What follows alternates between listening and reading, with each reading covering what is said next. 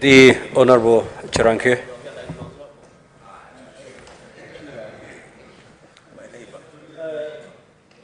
Mr. Speaker, two quick observations. One is that, Mr. Speaker, many substantive issues were raised by the MCS, but fortunately it was closed over.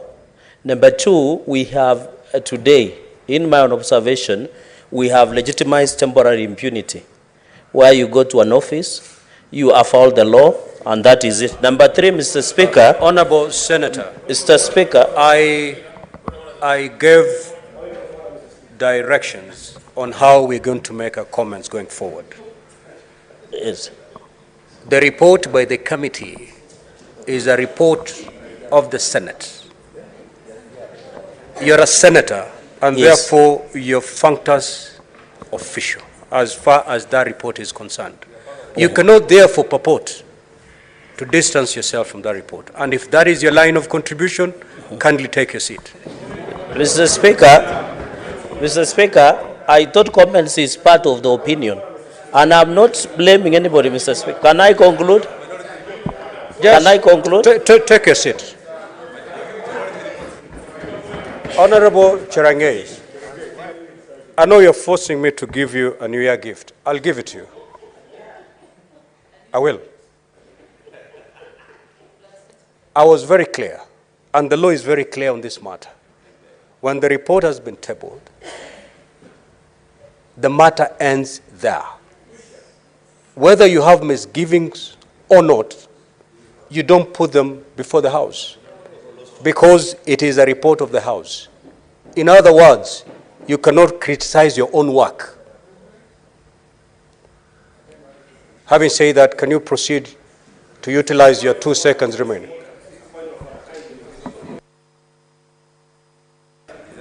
What is the point of order, Senator Sifuna? Mr. Speaker. Mr. Speaker. Take a seat, Senator Cheregei. Mr. Speaker. Mr. Speaker. Yes. Mr. Speaker, on behalf of Senator Kinyua, can you take your seat, please? I'm on a point of order. You are not on a point of order. He is on a point of order. Senator Sifuna is on a point of order. You are not. No. I said Sifuna.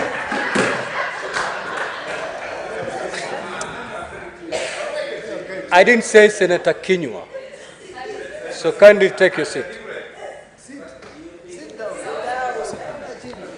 What's your point of order? Mr. Speaker, on behalf of the committee that I served in, I find it terribly insulting. After the hours of work that we've put in, Mr. Speaker, the nation has witnessed how long we've sat in this chamber to be able to go through the evidence, to listen to the parties, to do our research, and the detailed report is before the House, Mr. Speaker. You will be able to see the industry that was put in by this committee. I therefore feel strongly insulted for the senator from Nandi to suggest that we have glossed over any matters that were brought before this particular committee, and he has to withdraw and apologize, Mr. Speaker.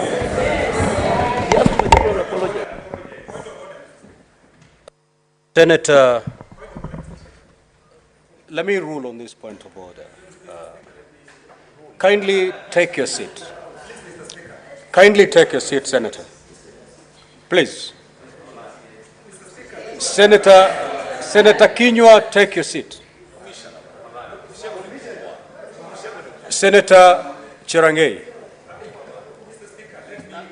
I was very clear before I opened up space for comments going forward. And we said we are not going back to that report because that report now is a property of the House, including you yourself as the Senator for Nandi. Your statement to the effect that the committee glossed over some issues is unfortunate. And I'm afraid you have to retract and apologize. Failure which I may order you to be out of order and proceed to throw you out.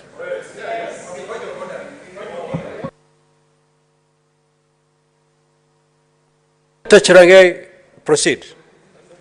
And the senator will be heard in silence. Mr. Speaker, with all due respect, you are the umpire of the Senate. The Constitution gives us a right of opinion and expression. We will not use Senate to gag some of our opinion. We shall not. And I stand by my words, Mr. Speaker, because it is an observation, Mr. Speaker. When members, Mr. Speaker, let me finish. When members were congratulating, we didn't have a problem. When you were being congratulated, we didn't have a problem. We didn't have a problem. Senator Cheregei, can you take a seat? Can you take a seat, Senator Cheregei?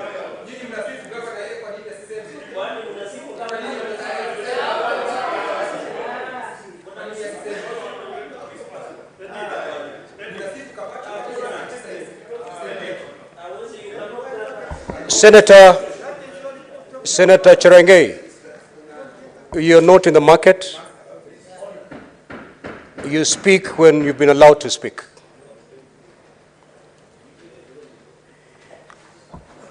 I'm going to repeat myself so that you get me as clear as you can. When this report was laid on the table today, it was laid pursuant to both Section 33 of the County Governments Act and Standing Order 80 of the Senate Standing Orders. If you read it, Standing Order 80(4), it clearly stipulates on how the Senate should handle the report. It gives two scenarios. If the charges are substantiated, then you proceed, and the senators will have an opportunity to debate the report, and thereafter vote on every charge. When no charge has been substantiated, the standing orders are also very clear that the matter rests at that, and no further proceedings shall be taken insofar as those allegations are concerned. Whether you feel aggrieved, whether you feel the committee did whatever you're saying, that has no space on the floor of the House, as far as the law is concerned. You may use another opportunity to air your grievances and your misgivings, but certainly not the floor of the House. So to that extent, you have to retract and apologize. Proceed, Senator Cheregei.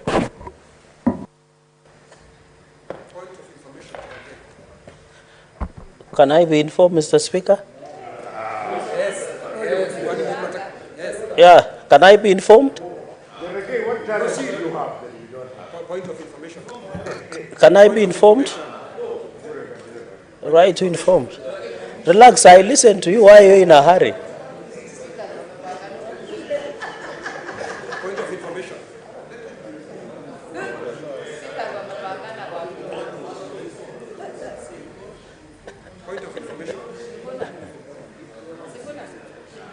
Mr. Speaker, can I be informed? Can I be informed? Proceed, Senator Cheregei. But someone wants to inform Proceed me. To retract and apologize. Mr. Speaker, in your ruling, when you gave us opportunity to make comments, you said anything we make, the comment we make here will not alter or change the course of the decision of the committee. So all these opinions everybody has been raising are personal opinions on what they think. And I've had people commenting about the process, commenting about the chair, commenting about everybody, Mr. Speaker. And therefore, and even others were congratulating the government, Mr. Speaker. So, Mr. Speaker, I cannot be gagged. The Constitution gives a right, each and every Kenyan, right to opinion, right to say who they are, unless the Senate has changed and decided to gag its members from expressing their position. And if anything that we say, Mr. Speaker. Cover your seat. Senator Cheregei, you're holding your standing orders. Kindly proceed to Standing Order 122, gross disorderly conduct. I have made a ruling. You don't debate my ruling. You don't. Standing Order 122A, 1A, states as follows. A senator commits an act of gross disorderly conduct if the senator defies a ruling or direction of the Speaker or chairperson of the committee.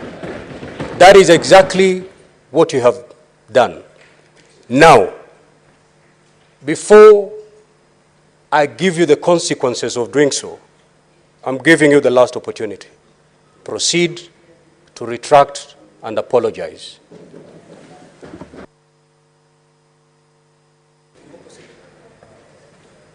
Mr. Speaker, the Constitution is very clear. These standing orders emanates from the Constitution. But the supreme of the Constitution, in the case of Opio and I and others, when they whistled at the floor of the House, Mr. Speaker, the court made its ruling. I am expressing my opinion according to the ruling that you gave, that, Mr. Speaker, you say anything we make here will not have any consequences, Mr. Speaker. And therefore, Mr. Speaker... Have a seat. Senator cheregei, have a seat. Have a seat. I will take you to Standing Order 122-2. And it provides as follows. The Speaker may call a senator whose conduct is grossly disorderly to order and shall order the senator to withdraw immediately from the precincts of Parliament on the first occasion for a maximum of 3 sitting days. This is your first occasion. I order you to withdraw for the remainder of the day. Kindly proceed to withdraw.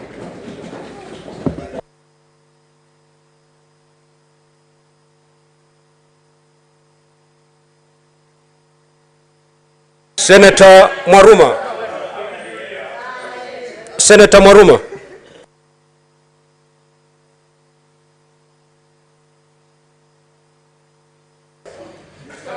Asante Mheshimiwa Spika kwa hii fursa umenipa ili kuchangia.